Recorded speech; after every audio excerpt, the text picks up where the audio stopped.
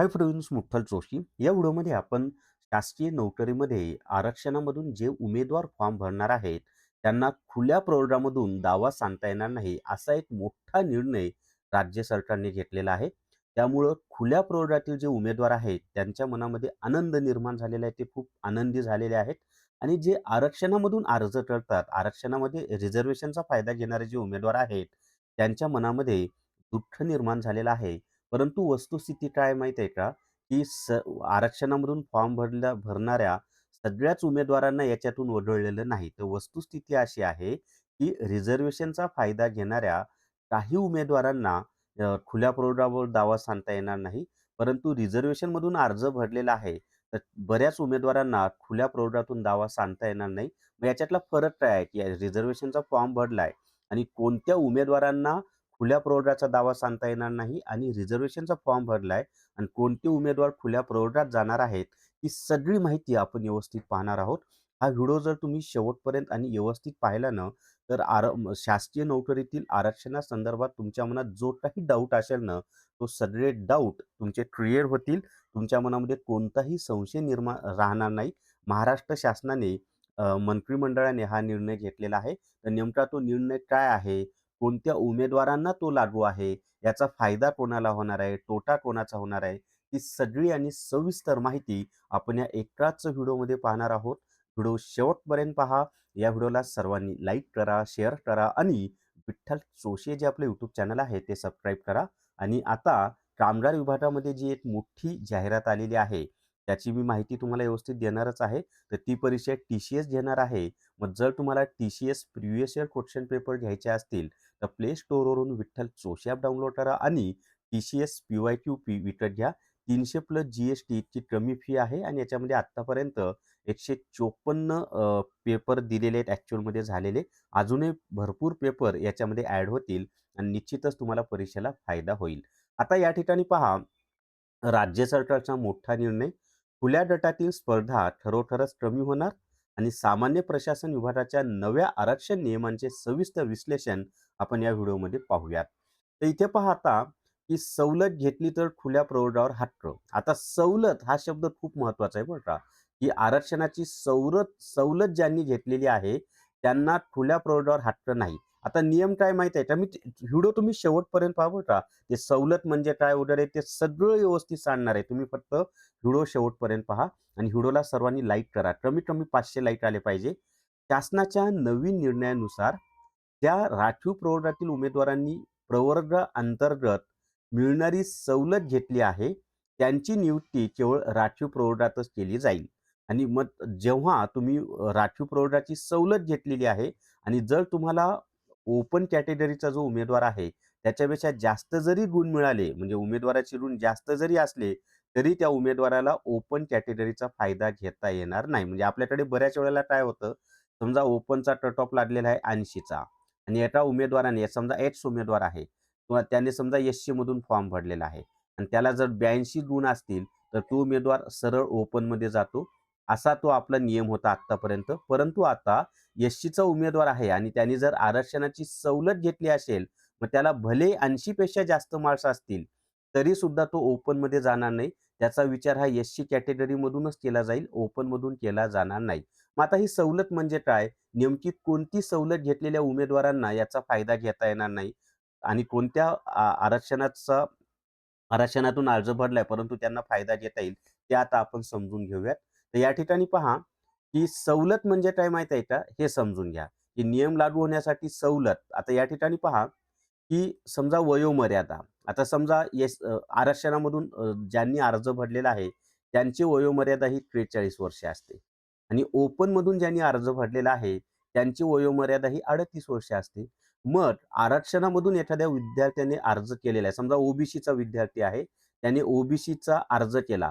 परंतु त्याचं वय 38 पेक्षा जास्त आहे. म्हणजे 39 असेल, 40 असेल, 41 असेल, 38 पेक्षा जास्त असेल, तर त्यानं सवलत घेतली आरक्षणाची. कारण ओपनसाठी तर वयोमर्यादा 38च आहे ना.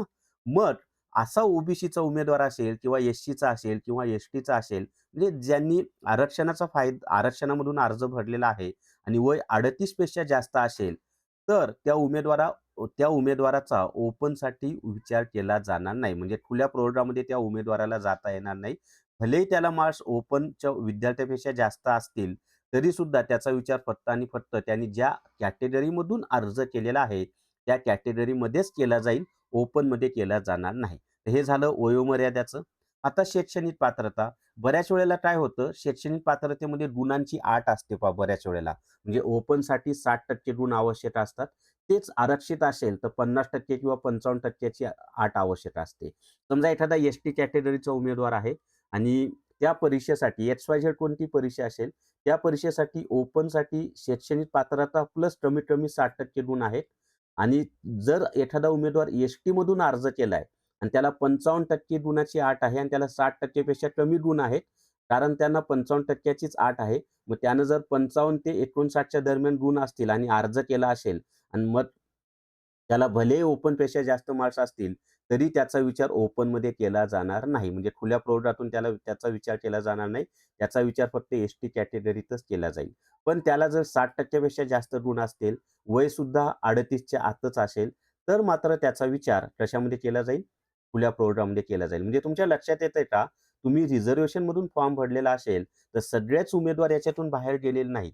ज्यांनी सवलत घेतली आरक्षणाची म्हणजे वय 38 पेक्षा जास्त आहे, शैक्षणिक पात्रता जी रिझर्व्हेशनसाठी आहे, तिची सवलत घेतली असेल, तर तुम्ही खुल्या प्रवर्गात जाऊ शकत नाहीत. पण तुम्ही जर सवलत घेतली नसेल, तर मात्र तुम्ही खुल्या प्रवर्गामध्ये जाऊ शकता. तसंच अनुभव आहे. काही पदांच्या बाबतीत ओपनसाठी 2 वर्षाचा अनुभव असतो, 3 वर्षाचा अनुभव असतो. परंतु काही कॅटेगरींना अनुभवाची आवश्यकताच नसते. मग तुम्ही जर त्याचा फायदा घेतला असेल, अनुभवाची आवश्यकताच नसेल, तर तुम्ही खुल्या प्रवर्गात जाऊ शकत नाहीत. परीक्षेच्या संधी यू-पी-एस-सीमध्ये खास करून ओपन कॅटेगरीला आता एक्झॅक्ट किती संख्या माझ्या लक्षात नाही, पण जेव्हा मी देत होतो परीक्षा, त्यावेळेला ओपनसाठी आम्हाला फक्त 4च अटेम्प्ट देता येत होते आणि इतर जे आरक्षण होते त्यांना 7 अटेम्प्ट देता येत होते यू-पी-एस-सीमध्ये. मग जे उमेदवार समजा एखादा ओ-बी-सीचा उमेदवार आहे किंवा एस-सीचा उमेदवार आहे किंवा एस-टीचा उमेदवार आहे, त्यानं 4 संधी होऊन गेल्यात आणि 5व्या संधीचा फायदा घेतला असेल, तर तो खुल्या प्रवर्गात जाणार नाही. त्याचा विचार फक्त आणि फक्त तो जो कोणत्या कॅटेगरीचा असेल त्यामध्येच केला जाईल. म्हणजे तुमच्या लक्षात आलेलं आहे का, की तुम्ही जर रिझर्व्हेशनमधून फॉर्म भरलेला आहे, आरक्षणामधून फॉर्म भरलेला आहे आणि तुम्ही जर वयोमर्यादाचा फायदा घेतला असेल, शैक्षणिक पात्रतेचा फायदा घेतला असेल, अनुभवाचा फायदा घेतला असेल आणि परीक्षेच्या संधीचा फायदा घेतला असेल, तर तुमचा विचार फक्त आणि फक्त तुम्ही ज्या कॅटेगरीमधून अर्ज केलेला आहे, त्या कॅटेगरीमध्येच केला जाईल. तुम्हाला खुल्या प्रवर्गाचा फायदा घेता येणार नाही. मग आता कोणाला फायदा घेता येईल? तर लक्ष द्या. आता अपवाद पहा. म्हणजे तुम्ही रिझर्व्हेशनमधून फॉर्म भरलेला आहे आणि तुम्ही खुल्या प्रवर्गाचा फायदा घेऊ शकता. केव्हा? खुल्या प्रवर्गाचे दरवाजे कधी उघडे राहतील? जर उमेदवाराने राखीव प्रवर्गातून अर्ज भरला आणि केवळ शुल्क कमी भरले, म्हणजे तुम्ही रिझर्व्हेशनमधून अर्ज भरला आणि एक्झाम फी सुद्धा कमीच भरलेली आहे. पण वरील 4 पैकी कोणतं? वय, शिक्षण, अनुभव आणि संधी कोणतीही सवलत घेतली नसेल, तर तो गुणवत्ता असल्यास खुल्या प्रवर्गातील जागांवर नक्की हक्क सांगू शकतो. म्हणजे तुमच्या लक्षात आलंय का? आरक्षणामध्ये आता काय झालेलं आहे, तुम्ही रिझर्व्हेशनमधून फॉर्म भरलेला आहे, परंतु रिझर्व्हेशनचा कोणताही फायदा घेतलेला नसेल आणि तुम्हाला जर ओपन कॅटेगरीचं मेरिटमध्ये तुम्ही बसत असाल, तर तुमचा विचार खुल्या प्रवर्गात केला जाईल. पण तुम्ही जर आरक्षणामधून अर्ज केलेला आहे आणि आरक्षणाचा फायदा सुद्धा घेतलेला आहे. कोणता फायदा? वय, शिक्षण, अनुभव आणि संधी. तर तुमचा विचार खुल्या प्रवर्गामध्ये केला जाणार नाही. तुमचा विचार फक्त आणि फक्त हा संबंधित कॅटेगरीमध्येच केला जाईल. लक्षात आलंय? मग तुम्ही फी जरी कमी भरलेली असेल, परंतु या 4 वय, शिक्षण आणि अनुभव व संधीचा फायदा घेतला नसेल, तर तुमचा विचार हा ओपनमध्ये केला जाईल. तर लक्षात आलंय?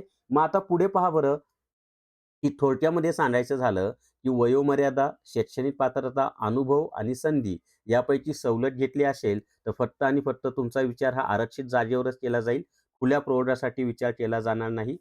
कोणतीही सवलत घेतली नसेल, केवळ प्रवर्गातून अर्ज आणि फी सवलत घेतली असेल. फीची सवलत चालते बरं का. तुम्ही रिझर्व्हेशनमधून अर्ज केला आणि फीची सवलत घेतली, परंतु वय, शैक्षणिक पात्रता, अनुभव आणि संधी याचा फायदा घेतलेला नसेल, तर तुम्ही खुल्या प्रवर्गासाठी पण पात्र आहात आणि मेरिटमध्ये जर बसत असाल, तर ओपन प्रवर्गासाठी सुद्धा पात्र आहात. म्हणजे तुमच्या लक्षात आलेलं आहे आता आणि मग अ, या निर्णयामुळे ना खुल्या गटातील स्पर्धा लक्षणीयरीत्या कमी होणार असल्याची शक्यता आहे आणि मेरिटच्या जागांवर थेट स्पर्धा मर्यादित राहील. कुठं? ओपन कॅटेगरीमध्ये.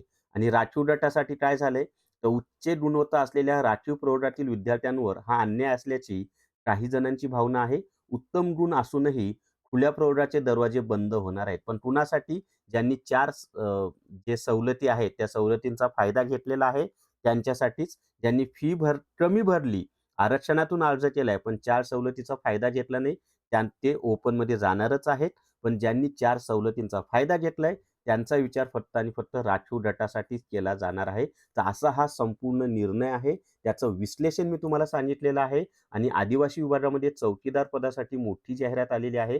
त्यासाठी जर तुम्हाला रेकॉर्डेड व्हिडिओ कोर्स घ्यायचा असेल, तर प्ले स्टोअरवरून विठ्ठल जोशी ॲप डाउनलोड करा आणि आदिवासी विभाग चौकीदार रेकॉर्डेड व्हिडिओ कोर्स विकत घ्या. याची फी फक्त 500 प्लस जी-एस-टी आहे. याच्यामध्ये सामान्य ज्ञान, बौद्धिक चाचणी, मराठी व्याकरण, इंग्लिश ग्रामर यांचे रेकॉर्डेड व्हिडिओ दिलेले आहेत. सरावासाठी भरपूर प्रश्न दिलेले आहेत आणि परीक्षेमध्ये ज्या पद्धतीचे प्रश्न येणार आहेत, तसं सर्व यामध्ये शिकवलेलं आहे. निश्चितच तुम्हाला परीक्षेसाठी फायदा होईल. तर या व्हिडिओमध्ये एवढीच माहिती. या व्हिडिओला सर्वांनी लाईक करा, शेअर करा आणि विठ्ठल जोशी जे आपलं YouTube चॅनल आहे, ते सबस्क्राईब करा. धन्यवाद.